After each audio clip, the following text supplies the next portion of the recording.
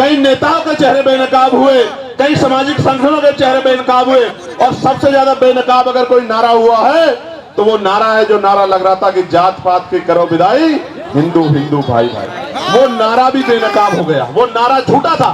अगर वो नारा सच्चा होता तो मैं पूछना चाहता हूं कि जब मंडल कमीशन की बात आती है, जब SC/ST आयोग की बात आती है, SC/ST एक्ट की बात आती है, जब UGC की नई गाइडलाइन की बात आती है, तो आप आंदोलन क्यों करते हो हमारे खिलाफ? क्यों हमारे खिलाफ आंदोलन करते हो? क्यों आप हमारे खिलाफ आंदोलन करके सड़कें जाम करने का काम करते हो? क्यों आप आंदोलन करके जो कहते थे कि प्रधानमंत्री हिंदू हृदय सम्राट है, उसी प्रधानमंत्री को बताओ कहा गया नहीं कहा गया, कैसे कैसे शब्दों से नवाजा गया। तो जिस प्रधानमंत्री के राज में आपको EWS मिला, उन्हीं प्रधानमंत्री को जब एक आपको काल्पनिक ऐसा लगा कि भाई हमारे बच्चों के ऊपर जो है जांच बैठ सकती है, उनपे जो है उनपे मुकदमा दर्ज हो सकता है, सिर्फ काल्पनिक, कोई मामला सामने नहीं आया। हम पे तो उदाहरण है, मैं बताऊंगा पूरी बात में, हम पे उदाहरण है, कोई मामला सामने नहीं आया तो आप आंदोलन करने चलाए। क्योंकि जब भी मंडल कमीशन कहां से हिंदुओं के खिलाफ था, मुझे बताओ। अगर मेरे भाइयों कुछ मिल रहा है और मैं विरोध कर रहा हूं तो मैं कहां से उनका भाई हुआ, आप मुझे बताओ। देखो बहुत कुछ बेनकाब हुआ।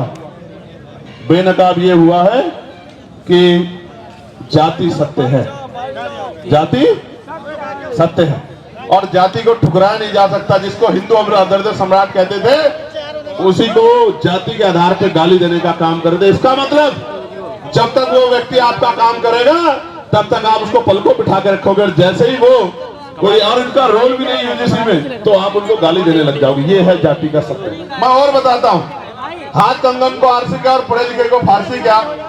कल ही एक मामला हुआ एक बैंक में, दो बेटियां थी। वो एक बेटी कहती है कि मैं ठाकुर और दूसरी बेटी वो ब्राह्मण समाज की है। मैं तो तमाम महिलाओं का सम्मान करता हूं, लेकिन आप देखो कि उन्होंने क्यों नहीं कहा कि मैं हिंदू हूं, और दूसरी बेटी ने क्यों नहीं कहा मैं हिंदू हूं। एक ने कहा मैं ठाकुर हूं, दूसरे ने कहा मैं ब्राह्मण हूं, और दोनों अपने अपने समाज से समर्थन मांग रही हैं, और दोनों के विरोध में एक दूसरे के समाज के लोग गाली बकने का काम कर रहे हैं। इसलिए मैं आपको बता रहा हूं कि वर्ग की बात ही नहीं है, ये बात जातियों तक जाती है जब आपके अधिकारों पे हमला होता है। और सबसे बड़ी बात देखो, जिनके बच्चों को जो बच्चे मर रहे हैं जिनके, क्योंकि 118% की वृद्धि हुई अपराध में। ये मैं नहीं कह रहा हूं, ये सरकार के आंकड़े कह रहे हैं, एजेंसियों के आंकड़े कह रहे हैं। 118% की वृद्धि हुई, और कानून की ये गाइडलाइन कैसे बनी? सुप्रीम कोर्ट ने ऑर्डर किया कि गाइडलाइन बनाओ UGC को। UGC ने गाइडलाइन बनाई, हमने नहीं बनाई। और उस गाइडलाइन में जैसे ही पिछड़े वर्ग के लोगों को जोड़ा, क्योंकि गाइडलाइन तो 2012 में बनी थी, 2012 में बनी थी, लेकिन जैसे ही पिछड़े वर्ग के लोगों को जोड़ा, तत्काल विरोध शुरू हो गया। मैं आपको बताना चाहता हूं कि इस नारे के पीछे अगर कुछ है तो वो पिछड़े वर्ग के लोगों का विरोध है। इस बात को मेरी आप याद रखना। ये सरकार है, इनकी सोच पिछड़ा वर्ग विरोधी है, और हम इस बात को इसलिए लड़ रहे हैं क्योंकि हम जानते हैं कि राष्ट्रपिता ज्योतिबा फुले हमारे लिए लड़ रहे थे, छत्रपति साहूजी महाराज हमारे लिए लड़ रहे थे, EV पेरियार रामानायकर स्वामी प्यारेलाल यादव हमारे लिए लड़ रहे थे, मामना राम सुवर्मा चौधरी महाराज सिंह, भारती सर छोटूराम चौधरी चरण सिंह हमारे लिए लड़ रहे थे। इसलिए आज हम यहाँ सीना तान के खड़े हैं कि हम अपने भाइयों को अकेला नहीं महसूस होने देंगे, हम उनके साथ। प्यारे साथियों, UGC की बात हुई है, मैं पूछना चाहता हूं कोई ऐसा प्रोटेस्ट बताओ जो UGC के विरोध में हुआ हो और पुलिस ने उन पर लाठी चलाई हो। कोई एक विरोध आप मुझे बताओ पूरे देश के अंदर, या उनको पकड़ के खींचा हो, या उनके कार्यक्रम में इस तरह से माइक उठा के बीच बीच में कहा हो कि भाई आपके लोग कम है, आपके लोग ज्यादा, कभी हुआ क्या? लेकिन जैसे आप लोग आंदोलन करने आए, कहां BHU में, कहां गोरखपुर यूनिवर्सिटी में, कहां लखनऊ यूनिवर्सिटी में, कहां JNU में, कहां DU में, आपको पीट भी रहे हैं और पीट के उठा के बंद भी कर रहे हैं। क्योंकि जो समाज प्रभावी होता है, जिनके पास मीडिया होता है, जिनके अधिकारी होते हैं, जिनकी एजेंसियां होती हैं, जिनके पास वॉइस होती है, उनकी छोटी से छोटी बात भी लाखों मील तक दूर जाती है, और जिनकी आवाज नहीं होती उनको हत्या करके लटका दिया जाता है। तो चारों तरफ सुनसान, चारों तरफ इस तरह का चुप्पी होती है कि जैसे कुछ हुआ ही नहीं। इस देश में क्या नहीं सहा हमने, क्या नहीं सहा इस देश में। हमने लक्ष्मणपुर बातें कांड सुना, जहां हमारी माओ के पेट चीर के और जो बच्चे थे पेट में उनको निकाल के तलवार की नोक पे खड़ा कर दिया। क्या नहीं देखा हमने इस देश में? इस देश के दलितों, पिछड़ों, मुसलमानों, आदिवासियों में क्या नहीं सहा? कितने दंगे, कितने जुल्म, कितनी लाशें हमारी जो है, क्या क्या क्या बयां करूं मैं, क्या क्या लिखा है देश में, कितने दंगे, कितनी एनसीआरबी का डेटा क्या कहता है, कितनी बच्चों की इज्जत लुटती।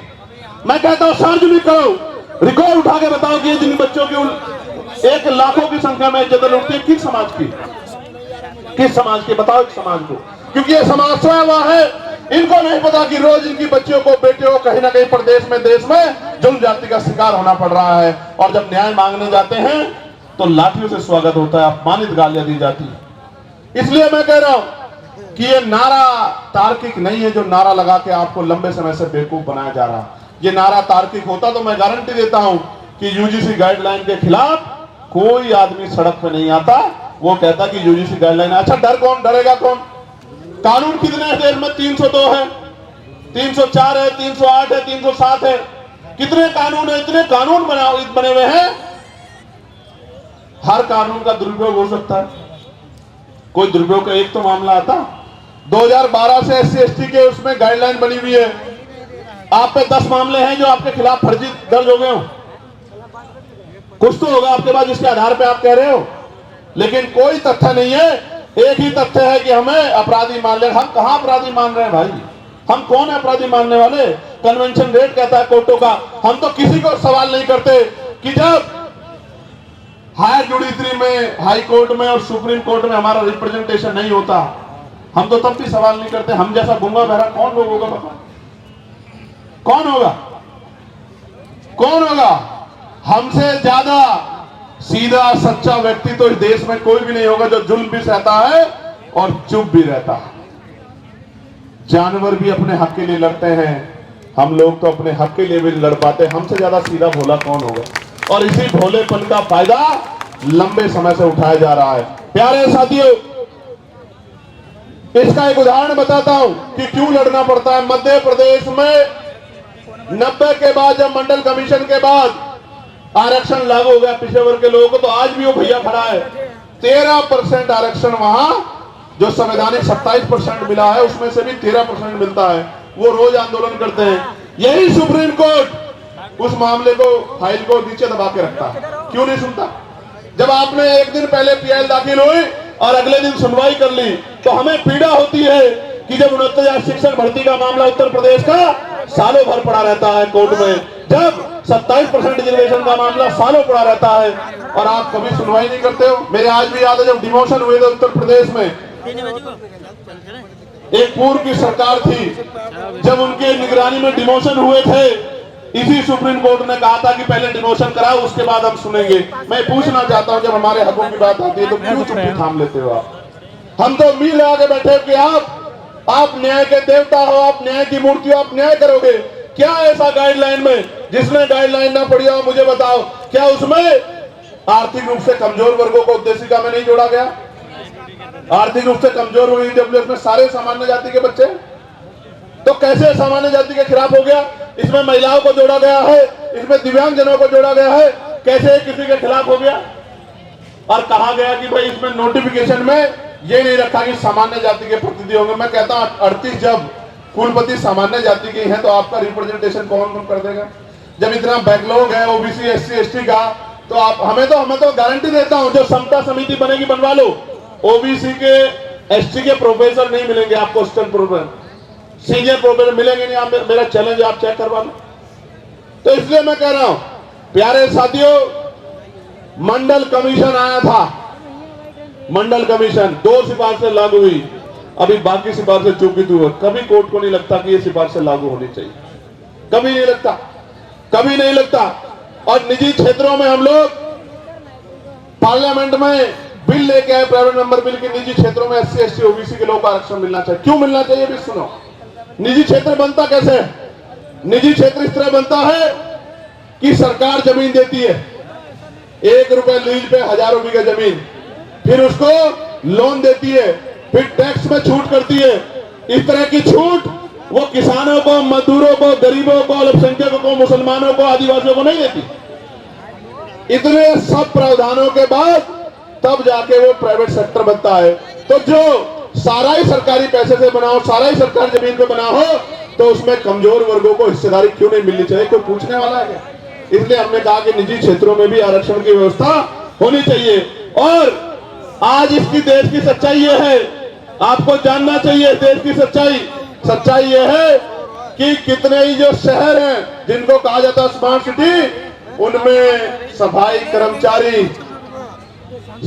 कर्मचारी सीवर में उतरते हैं, सीवर में मर जाते हैं। 7,000, 8,000, 9,000, 11,000 पे, 13,000 पे मजबूर है काम करने के लिए। मैं आपको जिम्मेदारी के तौर पे कहना चाहता हूं, जानबूझ के जाति के आधार पे ये काम दिया गया है और जाति के आधार पे इसके वेतन का निर्धारण किया गया है। पक्की नौकरी छीन के ठेकेदारी सुविधा पे ये नौकरी देके आज भी हमारे लोग गटर में मरते हैं। किसी को दुख क्यों नहीं होता? क्यों नहीं सुप्रीम कोर्ट संज्ञान लेता? एक मुख्यमंत्री असम का ये कहता है कि 5 की जगह 4 रुपए दो, इतना सताओ कि ये प्रदेश छोड़ के भाग जाए। जो वीडियो जारी करता है जिसमें सीने पे गोली मारने का जो है निर्देश दिया गया है, मैं पूछना चाहता हूं सुप्रीम कोर्ट सू मोटो क्यों नहीं लेता है? इस वायलेशन में सुप्रीम कोर्ट चुप क्यों है? हमारे नरसंहार पर सुप्रीम कोर्ट चुप क्यों है? इसलिए तकलीफ होती है कि जिस न्याय के मंदिर से हमें उम्मीद है वो न्याय का मंदिर हमारी तरफ नहीं देख रहा, इसलिए प्रोटेस्ट करना पड़ता है कि उस न्याय के मंदिर तक हमारी भी तकलीफ जाए, हमारी भी पीड़ा जाए। हम भी देश के लोग हैं, हम भी देश में टैक्स देते हैं, हम भी देश को सीखते हैं, हम भी देश की बिल्डिंगें बनाते हैं, हम बड़े बड़े शहरों की बिल्डिंगें बनाते हैं, उसमें हमारा पसीना लगता है न्यूनतम वेतन मजदूरी पे, और मजदूरी मांगने पे हत्या भी होती है। हम इस देश की बिल्डिंगें बनाते हैं, हमारे पसीने खून से बिल्डिंगें बनती हैं। हमारी माए, हमारी बहनें, हमारे बच्चे पेट पे जो है हमारी माए बच्चे बांध कर इस बिल्डिंगों में ईंटें चढ़ा चढ़ा के मशीनरी तो आ जाइए, इस देश को मजबूत करने का काम करते हुए बड़ी बड़ी बिल्डिंगें बनाती है। इन बिल्डिंगों में हम पे रहने के लिए स्थान नहीं होता है। ये सब हमारे सामने सरकार कहती है हम प्रधानमंत्री आवास योजना चला रहे हैं, लेकिन आप देखो हल्द्वानी में कैसे बसे बसाए लोगों को उजाड़ने का काम किया जा रहा है। इसलिए दर्द होता है कि चारों तरफ हमें कोई सुनने वाला नहीं। प्यारे साथियों, मैं कर्मचारियों की पीड़ा को समझता हूं, ठेकेदारी सुविधा पे जिस तरह उनको लूटा जा रहा, मैं इस बात को समझता हूं। मैंने कहा कि जो भूमि में कमजोर हैं, जिनको पट्टे दिए गए थे दलित पिछड़े वर्ग के लोगों को, वो सारे पट्टे छीनने का काम सरकारें कर रही है, गुंडागर्दी कर रही है, भूमाफिया कर रहे हैं, लेकिन सुप्रीम कोर्ट संज्ञान नहीं लेता। और अगर फाइल जाएगी, और मैं दूसरों की नहीं कहता, मैं अपने मामलों को जो अन्याय मेरे साथ हुआ उनको लेकर सुप्रीम कोर्ट जाऊंगा। आप देखना कितने दिन बाद फाइलों का मौका मिलेगा, आप निर्धारण करना। मैं कहना कहा ना, प्रत्यक्ष प्रमाण की जरूरत नहीं है। मैं भी जाऊंगा सुप्रीम कोर्ट बहुत जल्दी, अगले 10 दिन के अंदर। मैं देखूंगा कि हम कमजोरों की पीड़ा को भी इस तरह सुना जाता है क्या? जब सरकार हम पे जुल्म करती है, जब सरकार हम पे अन्याय करती है, निर्दोष होते हैं हमें जेल भेजने का काम करती है, हम पे रासुका लगाती है, हमारे बच्चों को पीटने का काम करती है, हमारी हड्डियां तोड़ने का काम करती है, हमें करंट लगाने का काम करती है, तो ये सुप्रीम कोर्ट हमारी पीड़ा को भी सुनता नहीं सुनता। मैं जाऊंगा। तो प्यारे साथियों, आज इस देश में शिक्षा बाजार बन गई है, शिक्षा बाजार बन गई है। गरीब आदमी अपने बच्चों को अच्छी पढ़ाई नहीं दिला सकता है, कोई पूछने वाला नहीं है। बच्चे पढ़ेंगे नहीं तो आगे कैसे जाएंगे? और जो चला जाता है वो हिंसा का शिकार हो जाता है, जातीय भेदभाव का शिकार हो जाता है। मैं दूर नहीं जाता, कहते हैं ना कि भाई उदाहरण की जरूरत पड़ती है। मीडिया के साथी यहाँ हैं, वर्ष 2012 में वर्धमान जो अब सफदरजंग है, महावीर मेडिकल कॉलेज में SC/ST समुदाय के MBBS कर रहे छात्रों को फिजियोलॉजी के लिखित टेस्ट में जाति देखकर जानबूझ के फेल किया गया।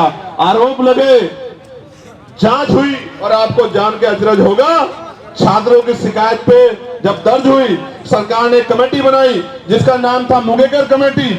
मुंगेकर कमेटी की जांच में पता लगा कि SC/ST के बच्चों के पेपर पे अंकित जाति देख के चुन चुन के फेल किया गया। तो हमारे मन में सवाल क्यों ना पैदा हो कि हमारे साथ कास्ट बेस्ड डिस्क्रिमिनेशन होता है। और ऐसा ही नहीं, कमेटी की रिपोर्ट पे कोर्ट ने उन छात्रों को मात्र पास ही नहीं किया, दोषियों के खिलाफ 10-10 लाख रुपए का मुआवजा देने के लिए आदेश दिया, दोषियों पे कार्रवाई की। मैं इसलिए आपसे कह रहा हूं कि होता है डिस्क्रिमिनेशन, कास्ट बेस्ड डिस्क्रिमिनेशन होता है, इसीलिए तो हम कह रहे हैं। और हमने थोड़ा ही गाइडलाइन बनाई, हमारी पीड़ा को आपने काफला, सुप्रीम कोर्ट के आदेश को आपने सुन के गाइडलाइन बनाई। मैं धन्यवाद करूंगा कि उन गाइडलाइनों को हमारे पढ़े लिखे लोगों ने पढ़ा। भाई देखो, दो तरह का समाज है अभी। एक वो जो हाशिए पे गांव में रहता है, लेकिन वो मेहनत मजदूरी करके उनके पिताजी भी अपने बच्चों को यूनिवर्सिटी भेजने का काम कर रहे हैं। यूनिवर्सिटी क्यों भेज रहे हैं? कि मेरी गरीबी, बेबसी, लाचारी, परेशानी, बीमारी, तकलीफों को ये मेरा बेटा पढ़ लिख के doctor, engineer, IAS, IPS professor बन के 2 रुपए कमा के सम्मान का जीवन खुद भी जिएगा, मेरी तकलीफों को भी दूर करेगा, मेरे दरिद्र को भी काटेगा। वो बच्चा पढ़ने आता है लेकिन वो उत्पीड़न का शिकार हो जाता है। और ये मैं नहीं कह रहा हूं, ये एजेंसियों की रिपोर्ट कह रही है, इसलिए इस आधार पर गाइडलाइन बनी है। प्यारे साथियों, बातें तो बहुत है कहने को, लेकिन मैं ये कह रहा हूं, ये सच है कि जहां आपकी आवाज नहीं होगी वहां सुनवाई नहीं होगी। इसलिए आपको अपनी आवाज को मजबूत करना पड़ेगा। आज इस आंदोलन का पहला चरण है, आज यहां है, कल राष्ट्रीय अध्यक्ष भीम आर्मी के नेतृत्व में भोपाल में होगा। 9 तारीख को राजस्थान में हुआ था। हम लोग इतनी चैन से नहीं बैठने वाले हैं।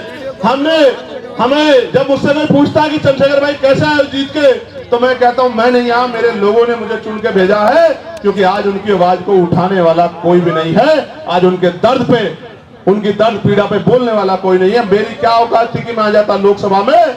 मेरे लोगों ने वोट और नोट देके मुझे चुन के भेजा है।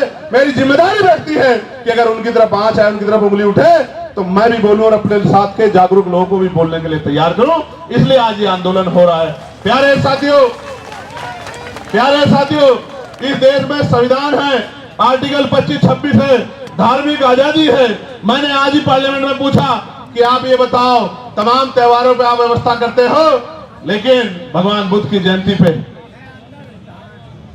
संत कबीर जी की जयंती पे, गुरु रविदास जी की जयंती पे, पेरियार जी की जयंती पे, फूले जी की जयंती पे, साहू जी की जयंती पे, तमाम जो हमारे महापुरुष हुए हैं, मुस्लिम समाज में भी हुए, सिख समाज में भी हुए, जैन समाज में भी हुए, बौद्ध समाज में भी हुए, उनकी जयंतियों के अवसर पे, उनके धार्मिक आयोजनों पे आप बजट क्यों नहीं देते हो? बताओ। आप ईद पे क्या बजट खर्च करते हो? आप मुहर्रम पे क्या बजट खर्च करते हो? आप शब बारात पे क्या बजट खर्च करते हो? क्या इस देश के धन पे कुछ ही लोगों का अधिकार है?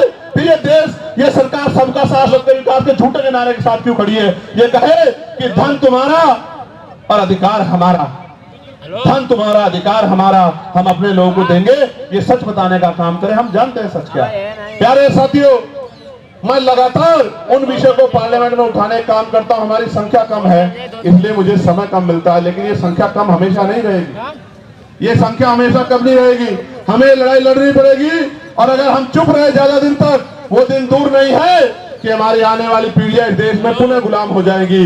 गुलामी की बेड़ियां काटने के लिए हमें संघर्ष करना पड़ेगा, और क्रांति की ज्वाला में अपना बलिदान देने के लिए सतत तैयार रहना पड़ेगा, क्योंकि महापुरुषों ने संघर्ष किया था तो हम लोगों को अवसर मिला है। और अगर आज हम लोग संघर्ष करेंगे तो आने वाली पीढ़ियों को अवसर मिलेगा। और अगर हम लोगों ने चुप्पी थाम ली, निजी स्वार्थों में चुप हो गए, जिस तरह हमारे कुछ नेताओं ने अपने लोगों का हाथ छोड़ के और ये कहा कि भाई हम इनके साथ हैं, मैं कहना चाहता हूं आपको सबके साथ रहना चाहिए, लेकिन गलत तो गलत और सही को सही तो कहना चाहिए।